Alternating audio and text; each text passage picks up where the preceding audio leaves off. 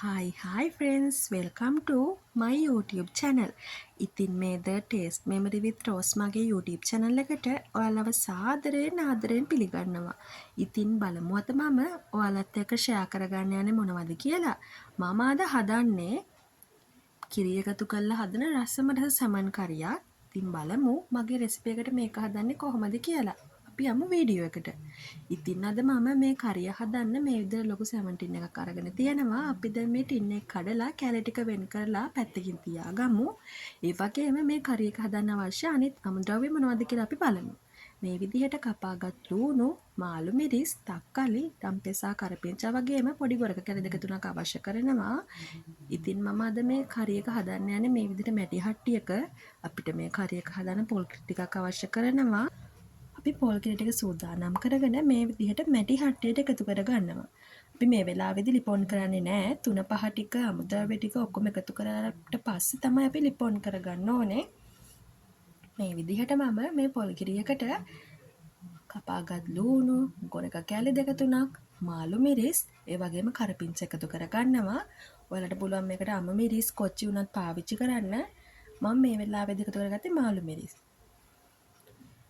ඉතින් අපි ඊට පස්සේ මේ කරිය එක හදන්න අවශ්‍ය 3-5 ටිකත් මේ පොල් කිරියකටම එකතු කරගන්න ඕනේ.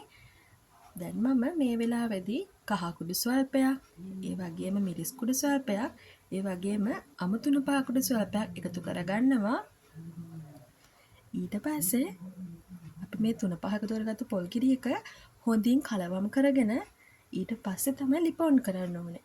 ඔයාලා මතක තියාගන්න අපි මේ කරිය එක සැරෙන් සැරේට කලවම් කරගන්න ඕනේ. මොකද නැත්තම් අපේ මේ පොල් කිරි එක කැටි ගහන්න බලනවා. අද මට ඉඳිආප්ප කන්න ඕනේ කියලා හිතුණා. එතකොට මට මතක් වුණේ සැමන් හොද්දකුයි පොල් සම්බොලෙකුයි. ඉතින් මම අද මේ සැමන් කරිය එක හොදි ගතිය වැඩියෙන් තියෙන උයා ගන්නවා.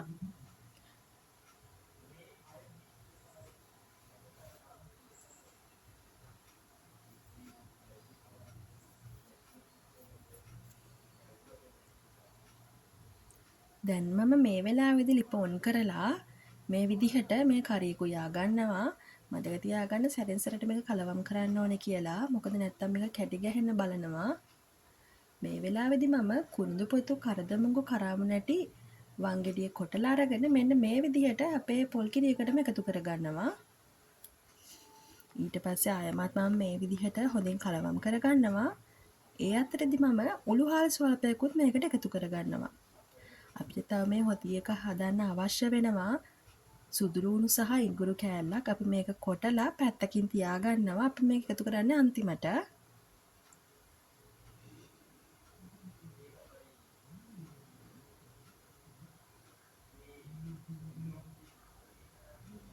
අපි මේ හොදි එක නටන වෙලාවේදී තමයි සැමන් කැලි ටික එකතු කරගන්න ඕනේ. මොකද මුලින්ම එකතු කරොත් සැමන් කැලි ටික දිය වෙන්න බලනවා. ඒ නිසා අපි මේක නටන වෙලාවේදී සැමන් කැලි ටික එකතු කරගමු. මෙන්න මේ විදිහට හොඳින් කලවම් කරන ගමන් අපි මේක උයා ගන්න ඕනේ.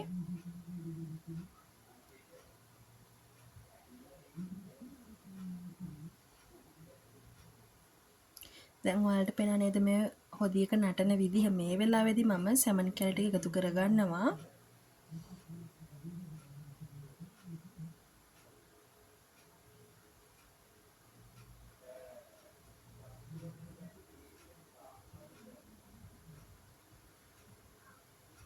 මේ විදිහට මම සැමන් කැලි ටික හොදියකට එකතු කරලා ඊට පස්සේ මේ සැමන් කැලි ටික පොඩි නොවෙන විදිහට මෙන්න මේ විදිහට කලවම් කරගන්නවා.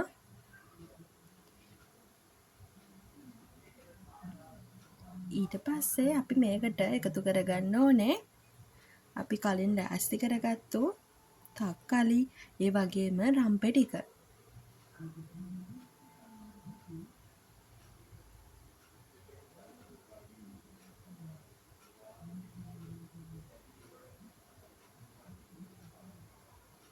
ඊට පස්සේ අපි අර කලින් පැත්තකින් කොටලා අරගෙන තියාගත්තු සුදු ලූණු සහ ඉඟුරු තලලා තියාගත්තු පේස්ට් එක තියෙන්නේ. අපි මේ පේස්ට් එක මෙන්න මේ විදිහට හොදියකට මෙන්න මේ විදිහට යූෂ ටික දාගන්න ඕනේ.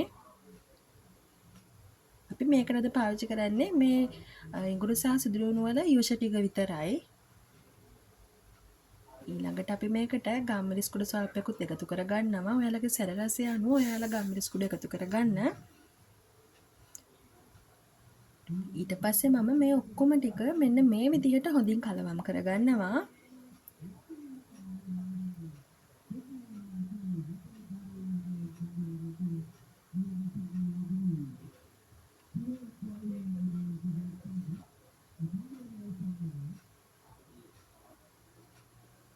මේ වෙලාවෙදී ඔයාලා ගින්දර අඩු කරගන්න ඕනේ. මද ගින්දරේ තමයි අපි දැන් මේ කුයා ගන්න ඕනේ. මට මේ වෙලාවේදී පාට ගතිය මදි වගේ හිතුන නිසා මම මේ වෙලාවේදී මිරිස් කුඩු ස්වල්පයක් ආයමත් එකතු කරගෙන මේ වගේ හොඳින් වම් කරගන්නවා.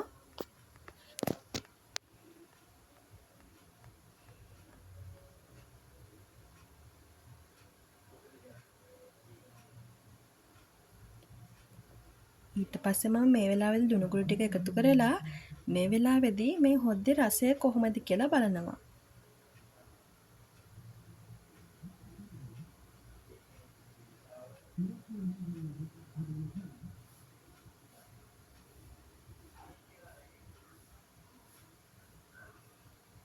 මගේ කරි එකේ ලුණු රසය ඒ වගේම සැර රසය නම් ගානටම තියෙනවා. ඔයාලට මදි නම් මේ වෙලාවේදී එකතු කරගන්න. ඒ වගේම මම මේ වෙලාවේදී ටින් එකේ තියෙන සැමන් ඉස්ම වලින් ටිකක් මේකට එකතු කරගන්නවා. එතකොට අපේ කරි එකට අමුතුම රසයක් එකතු වෙනවා. ඔයාලා ඔක්කොම එකතු කරගන්නේ නැතුව පොඩි ප්‍රමාණයක් අරන් මේ විදිහට අන්තිමට එකතු කරගන්න.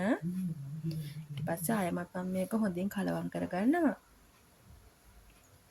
ඊට පස්සේ මම මේ කරි එකට අන්තිමට බැදපු 3-5 කුඩු ස්වල්පයක් එකතු කරගන්නවා.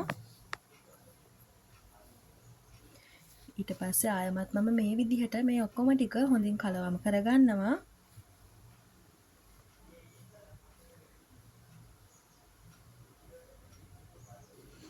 දැන් අපි ටික වෙලාවක් මේ විදිහට වහලා තියාගමු.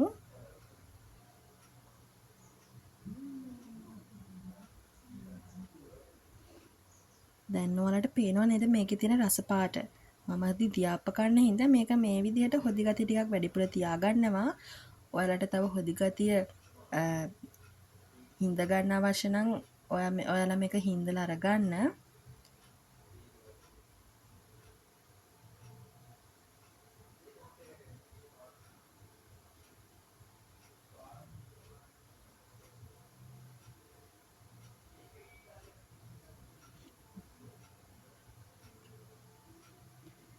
දැන් මම මේ වෙලාවේදී ලිපේ ගින්දර ටිකක් අඩු කරගෙන තව ටික වෙලාවක් මෙහෙම උයා ගන්නවා. දැන් මම මේ වෙලාවේදී ලිප ඕෆ් කරගන්නවා. ඊට පස්සේ මම මේක ටික වෙලාවක් වහලා තියාගෙන මම ටික වෙලාවකින් කන්න ලෑස්ති වෙලා තමයි බලන්නේ. දැන් ඔයාලට පේනව නේද අපේ සැමන් කරි එක රෙඩි වෙලා තියෙන විදිය. දැන් නම් මේක පියන අරිනකොටත් හරිම සුවඳයි.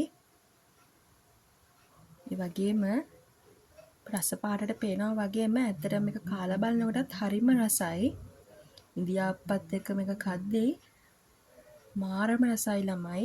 ඒ වගේම සම්බෝලත් එක්ක ඉන්දියාප්ප සැමන් කරි මේ විදිහට මේ ඔක්කොම කද්දී පුදුම රසයක් තියෙන්නේ.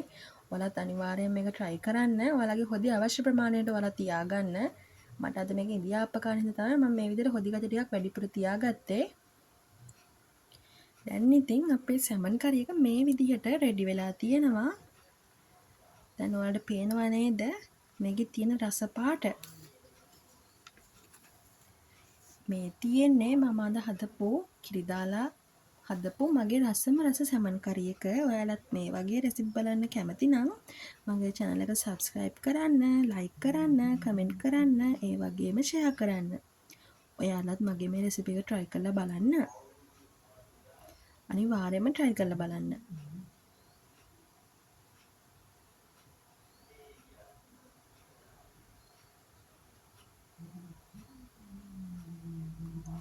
Thanks for watching.